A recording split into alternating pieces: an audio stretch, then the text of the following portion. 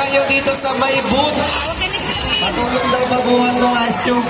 Isang sako kaya to.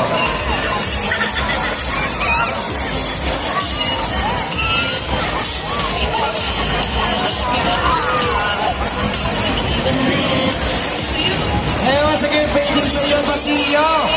Kung narinig mo kayo, pumunta ka daw dito sa DJ booth. Ay, sige na! Tama na daw yung pagsisimin mo. Matutunaw na daw yung yellow. Ay, si Sir Basilio. Narinig pala ako ni Sir.